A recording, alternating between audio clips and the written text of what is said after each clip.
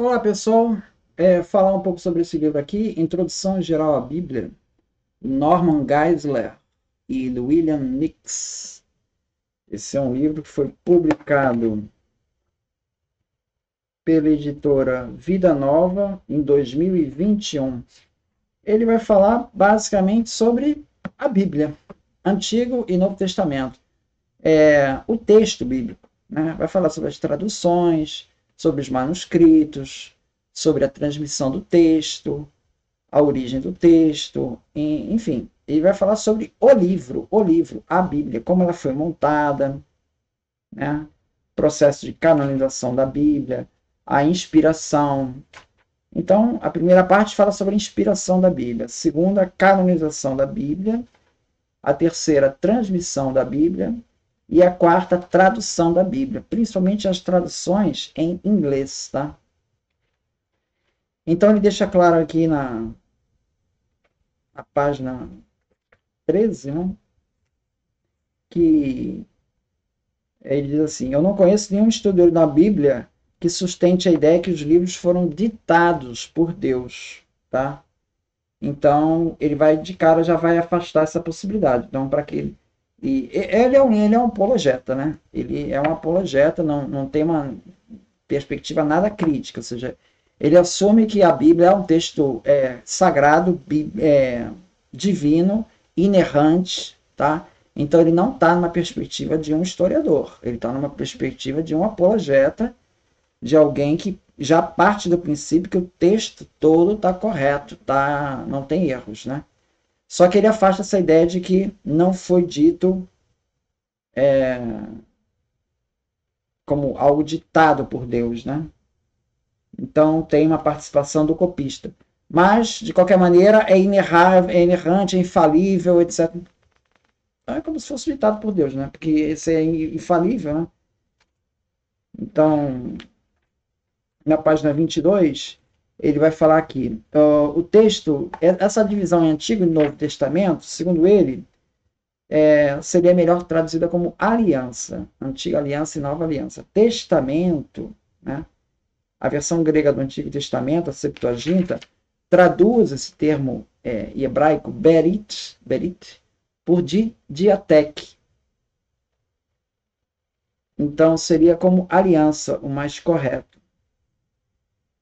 Antiga Aliança e Nova Aliança. Infelizmente, segundo ele, foi traduzido como testamento. Tá?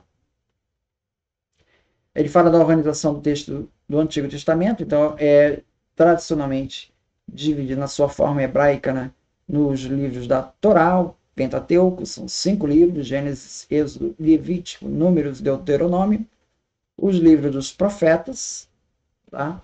Isaías, Jeremias, Ezequiel, e os escritos dos livros poéticos, os livros históricos. Então, essa seria essa divisão tripartite aí dos textos, tá? Do Antigo Testamento. Na página 60,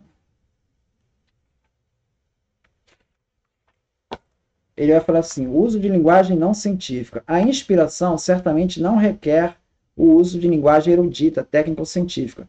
A Bíblia foi escrita para o homem comum de todas as gerações, portanto, ele usa sua linguagem comum do cotidiano. O uso de linguagem observacional não científica não é contrária à ciência, ela é simplesmente pré-científica. As escrituras foram escritas em tempos antigos, de acordo com os padrões antigos, portanto, seria anacrônico impor padrões científicos modernos. Falar do Sol que para no céu, como está em Josué, é tão anticientífico quanto dizer que o Sol nasce. Os meteorologistas contemporâneos ainda falam diariamente de nascer e pôr do Sol. As escrituras dizem que a rainha de Sabá veio dos confins da terra. Uma vez que os confins da Terra estavam apenas a centenas de quilômetros de distância na Arábia, é evidente que esse é mais um exemplo do uso de linguagem observacional. De igual modo, no dia de Pentecostes, havia pessoas de todas as nações que há debaixo do céu. Quer dizer, essas nações não compreendem o mundo todo literalmente. Por exemplo, a América do Norte e a América do Sul estão excluídas. Portanto, a linguagem universal é usada no sentido geográfico e deve ser vista de modo genérico, de acordo com o mundo conhecido da sua época. A Bíblia foi escrita para um público sem conhecimento científico, numa era pré-científica, e não há lógica em dizer que ela está cientificamente incorreta. Ela é simplesmente imprecisa de acordo com os padrões modernos. Contudo, ao sacrificar a precisão científica, a Bíblia ganhou uma perfeição por sua universalidade e simplicidade de estilo. Tá bom. Só que eu pergunto para o autor, o Gênesis é literal ou é pré-científico? Porque muitos vão fazer a leitura literal do Gênesis. Então é como se você pegasse a ciência da época, pré-científica, e trouxesse ela para agora. Né? Então, segundo esse argumento do autor, então, tudo bem, então o Gênesis é pré-científico, ou seja, é a ciência da época. Agora, não é eu pegar o texto pré-científico da época e trazer para agora como se fosse um fato. Né? Só que o autor defende Gênesis literal.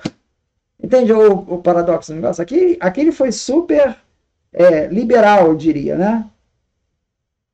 Mas, na verdade, ele defende o criacionismo. Então, fica complicado, né? Fica complicado. Né?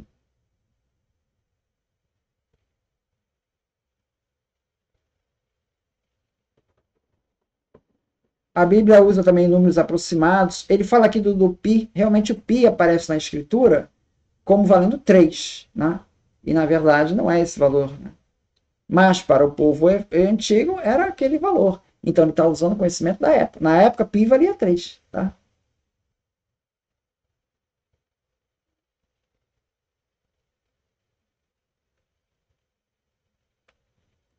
A Bíblia fala corretamente da linguagem de sua época, segundo o modo de compreensão das pessoas daquele tempo. Ela deve ser julgada pela natureza da revelação divina. A revelação veio de Deus por meio de homens que se expressavam em linguagem humana e que viviam no contexto cultural específico. Perfeito, é exatamente isso. Só que ele não vai sustentar isso todas as consequências dessa frase que ele falou aqui. Ele não vai sustentar isso. Mas eu concordo perfeito, ou seja, o texto ele é lido dentro do contexto da época que foi criado. Para que fizesse sentido, tinha que ser comunicado na linguagem dos profetas e apóstolos e recorrer ao antecedente cultural formado por imagens, ilustrações, analogias e outras coisas geralmente associadas à comunicação linguística. Então, essa é a abordagem. Muito obrigado, então.